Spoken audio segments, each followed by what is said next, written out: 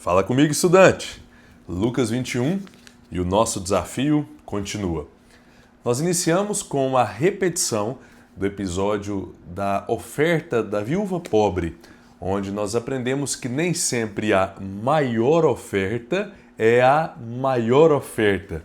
Se é que você me entende, quando nós pensamos numericamente falando. Uma mulher que surpreende, mesmo com uma oferta bem menor do que o valor que a maioria dos religiosos estava ofertando ali.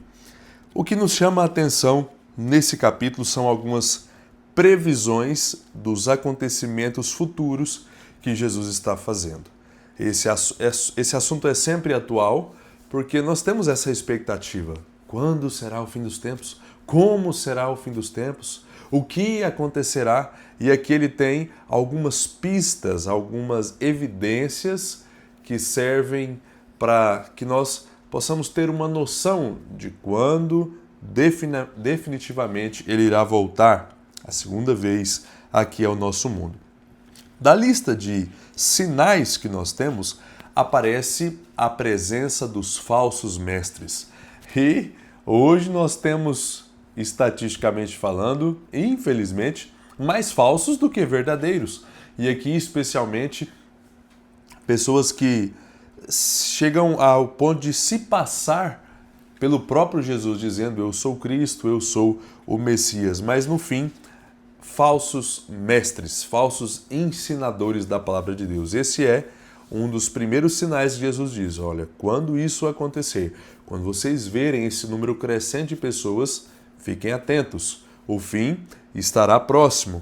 Depois disso, a presença de guerras, e mais do que nunca, nós estamos vendo em várias partes do mundo conflitos armados acontecendo, guerras se estendendo aí já há vários anos, e agora, mais recente, esse conflito entre o Irã, os Estados Unidos e o envolvimento também de outros países ali da vizinhança, que gera esse clima de tensão e a grande possibilidade de nós termos um conflito mundial, a grande e temida Terceira Guerra, onde cada país está se armando, cultivando, estocando aí um arsenal, bombas, munição, aviões caça especializados, e tudo isso é mais uma evidência. Jesus diz: quando vocês verem guerras, fiquem atentos porque o fim está próximo. Depois disso, terremotos. De tempo em tempo sai alguma notícia no jornal de algum país que teve que enfrentar, teve que passar por esse grande dissabor. Vidas são perdidas, mais um sinal. Depois disso, epidemias. Nós ainda nos lembramos com muita vivacidade sobre o período que nós ficamos aproximadamente 2 anos presos, vítimas de uma pandemia que tirou a vida de milhares de pessoas. Isso é um sinal de que o fim estaria próximo. Depois disso, fome. Nós temos pessoas hoje no nosso próprio país, uma grande quantidade, que morrem, chegam ao ponto de morrer de fome. Principalmente também quando nós consideramos os países africanos, nós temos esse índice aí ainda maior. Esse é mais um sinal. Depois disso, Jesus menciona a presença da perseguição. Nós já discutimos isso aqui e hoje em dia pessoas estão sendo silenciadas, estão apanhando, estão sendo presas e estão morrendo, perdendo a sua vida por conta da fé em Cristo. Esse seria mais um sinal. E por último, o que seria a confirmação do fim dos tempos seria o retorno definitivo de Jesus. E aqui nós vemos que será algo tão intenso e aterrorizante para um determinado grupo de pessoas que alguns chegarão até a desmaiar de tanto pavor, de tanto terror. É isso que Jesus diz. Aí para os cristãos, para os salvos, ele diz: acalmem-se, porque quando tudo isso acontecer, a redenção de vocês, a salvação de vocês estará muito próxima.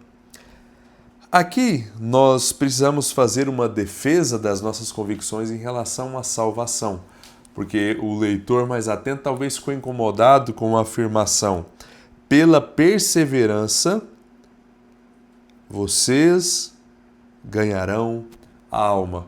O que é que Jesus quis dizer com essa declaração? Ele está ensinando aqui que a nossa obediência, a nossa perseverança é o que nos concederá a salvação? Não. Ele está fazendo aqui um contraste entre a perda da vida terrena, a perda da vida material, porque ele diz: alguns de vocês serão mortos, alguns de vocês morrerão pela minha causa. Esse será um dos sinais presentes dessa lista.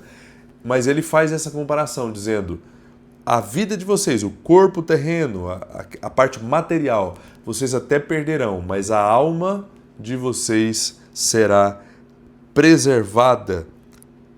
Nesse sentido, aqui nós não podemos considerar que a perseverança é o que nos salvaria. Pelo contrário, aqui ele está fazendo esse balanço e nos mostrando que, apesar de perdermos a nossa vida, apesar de sermos assassinados, isso vai acontecer com algumas pessoas, nós teremos a nossa alma preservada, a nossa alma estará segura. É isso que Jesus quer dizer com essa afirmação. Pela perseverança, vocês ganharão a alma. Depois disso, nós vemos um parêntese, na verdade isso está no meio do bloco aqui de sinais, que trata da destruição, especificamente da destruição de Jerusalém. Nós poderíamos até dizer que esse assunto que nós já tratamos, esse evento que aconteceu na década de 70, serve como uma preparação ou uma ilustração para o fim dos tempos definitivo e verdadeiro. Esse episódio aconteceu com Jerusalém, a cidade foi destruída, completamente arrasada, as construções, o templo destruído, várias pessoas assassinadas, levadas cativo como escravos. E aqui Jesus trata sobre isso no verso 20 até o verso 24, mencionando aqui esse grande caos, esse grande terror que aquela cidade enfrentaria. Mas logo em seguida, ele continua falando sobre o fim dos tempos no geral, nos voltando a nossa atenção quando ele menciona a vinda do Filho do Homem, e como nós sabemos que esse episódio ainda não aconteceu, ele só pode estar falando sobre o fim dos tempos definitivo. Nós já destacamos aqui algumas questões sobre a queda de Jerusalém no ano 70 depois de Cristo, que acontece alguns anos depois. Então nós vamos continuar aqui o nosso desenvolvimento.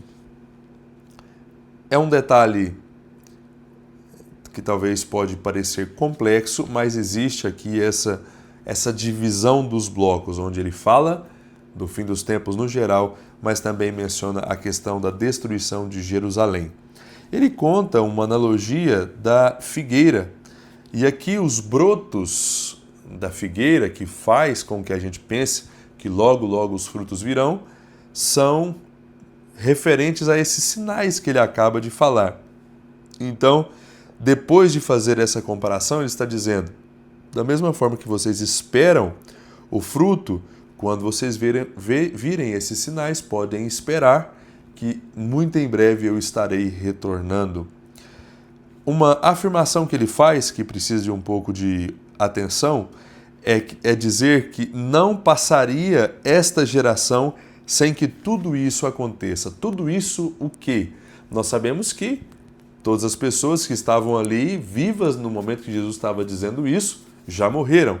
Então, quando ele diz que não passaria aquela geração, ele só pode estar se referindo ao episódio da destruição de Jerusalém, que aconteceria alguns anos depois, algumas décadas depois do episódio em que ele está fazendo essa profecia, alertando as pessoas sobre essa destruição, e não se referindo aqui ao fim dos tempos no geral, porque todos eles já morreram e ainda não aconteceu o fim dos tempos. Jesus não voltou ainda a segunda vez. É assim que nós compreendemos e entendemos essa declaração, que não passaria aquele tempo sem que tudo aquilo acontecia, sem que tudo o quê? O episódio específico da destruição de Jerusalém. Com base em tudo isso, fica uma palavra final de vigilância.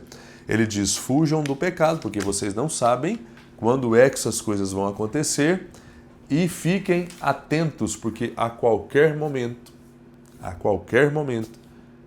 isso pode acontecer. Eu pergunto a você, falta algum sinal para que Jesus volte definitivamente para salvar os seus e julgar os ímpios? Não falta nada. Então talvez você que ainda não tomou essa decisão e está acompanhando esse nosso desafio, precise dar esse passo nesse momento. Confie em Cristo como seu Salvador. Se arrependa dos seus pecados, para que você não seja surpreendido pelo retorno de Cristo e tenha que enfrentar a condenação eterna.